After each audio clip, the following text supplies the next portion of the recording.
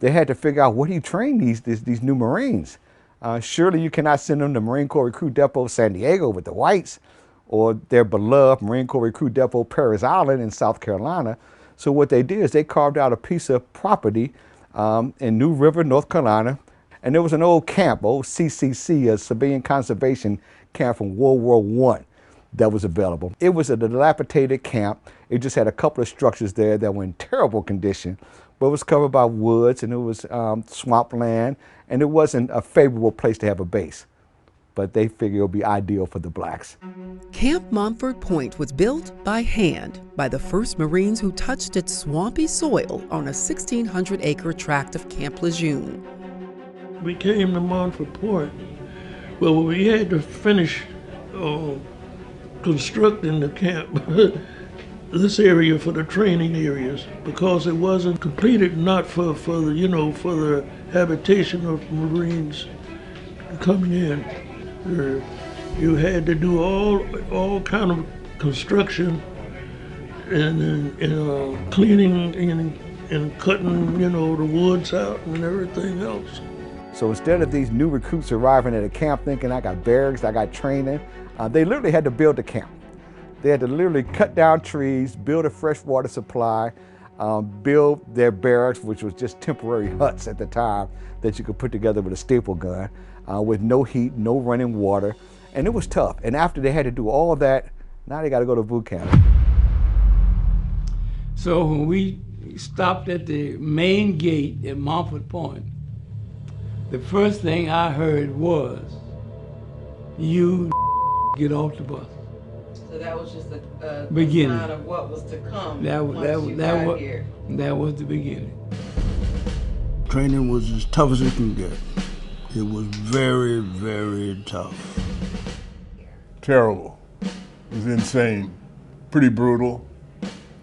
I've got spit on, kicked and punched and everything. They was hazing several fellows in there out of who was in training.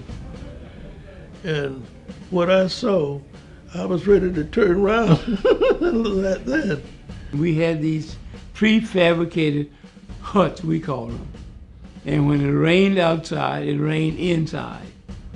And at dusk dark, they would take us right by those swamps and make us stand at attention. And all you could do is twitch your nose, and mosquitoes would just sting you in your face and whatnot.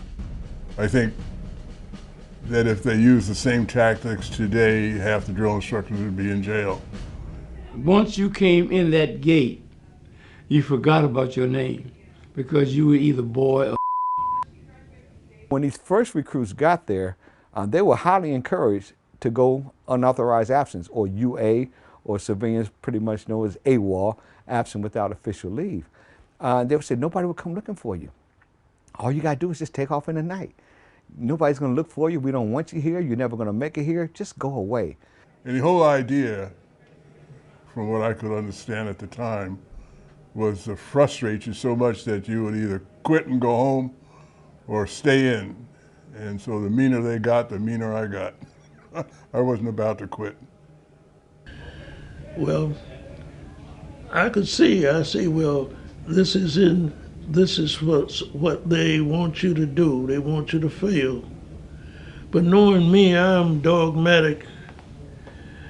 I don't believe in giving up.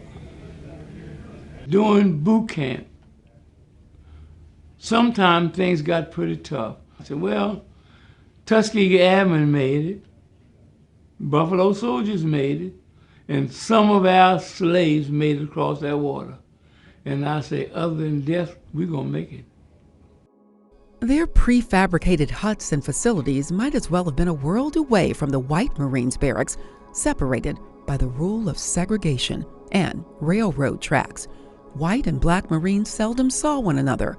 You have to understand, when the first people came here, there were no NCOs, no corporals, no PFCs, no sergeants, no gunnery sergeants, master sergeants, and first sergeants who were black.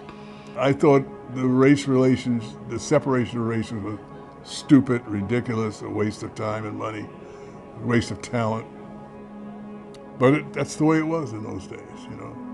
We went into town to go on Liberty, and there was a bus station. We would have to go in the back of the building in order to stand in line in order to buy a bus ticket. And as long as there were some people inside the building buying their tickets, they wouldn't serve us. They would only serve us if the people in the back.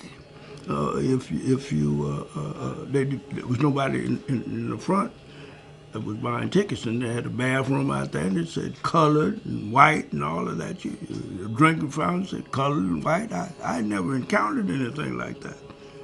I have a kind of a problem with authority at that time.